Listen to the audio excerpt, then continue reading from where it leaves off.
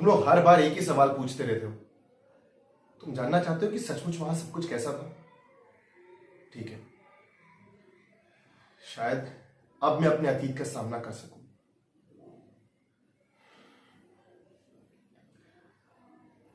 कंधार मेरे जीवन का सबसे मुश्किल वक्त था। कभी भी बम फटते थे, चारों तरफ गोलियां थी, रोते चिल्लाते लोग जिनकी भाषा भी हमें समझ में नहीं आती थी, अक्सर बेबसी में यहां वहां दौड़ रहे होते। एक दिन एक शहर को तहस नहस करके हम लोग वहां से गुजर रहे थे। तभी मेरी नजर एक 4 साल की बच्ची पे पड़ी। काली बड़ी बड़ी आंखें, इतनी प्यारी कि कोई देखे तो बस देखता ही रह जाए। बमबारी ने जो खंडर बना दिए थे उस पर खड़ी थी, अकेली, असहाय। उसे समझ में नहीं आ रहा था कि करना क्या है।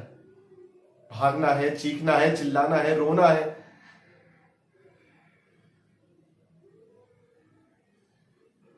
मैं उस नन्ही परी के पास में गया, घुटने टेक कर उसकी काली गहरी आंखों में देखकर मैंने कहा, हाय, मैं वरुण हूं। सब कुछ ठीक हो जाएगा, सब कुछ ठीक हो जाएगा।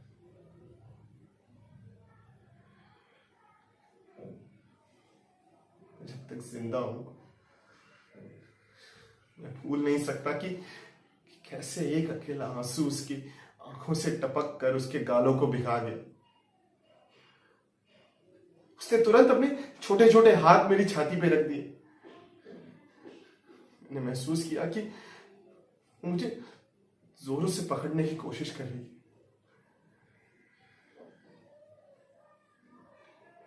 उस वक्त वो बच्ची जो कुछ महसूस कर रही थी, वो एहसास मेरे सीने से लिपट गया। उसकी मदद नहीं कर सकता था, लेकिन उसके दर्द को महसूस कर रहा था।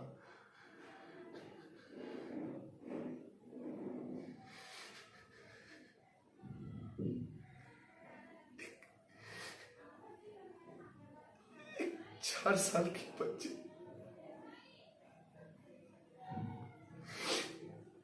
मेरी आंखों के सामने तबाह हो गई।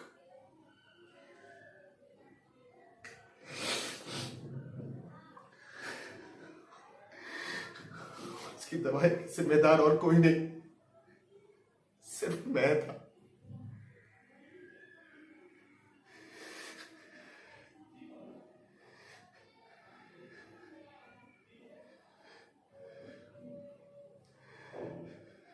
जब वो मुझे गले लगाई, मैंने जमीन पर पड़े मलबे में एक हाथ को दबा देखा। मैं समझ गया था कि यह हाथ उसकी मां का है और इसलिए वो उस जगह से हिल ही नहीं रही है।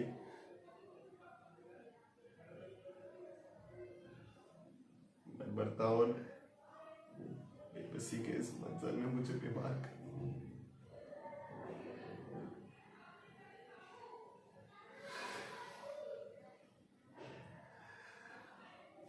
हम युद्ध ये सोचकर करने जाते हैं कि हम मानवता के लिए लड़ेंगे, लेकिन जब आप अपनी बाहों में एक छोटा डरा हुआ बच्चा पकड़े और दुनिया को उसकी नजर से देखें तो ये दीन, दुनिया, देश सब कुछ बेमतलब लगता है।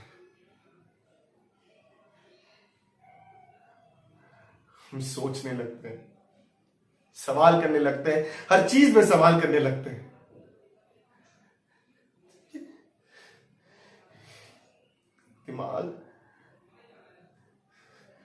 दिमाग जैसे एक सवालों के भंवर में तब्दील हो जाता है। क्या सही है, क्या गलत, कुछ समझ में नहीं आता। कि भगवान भी यही चाहता है। या फिर सच में भगवान है भी?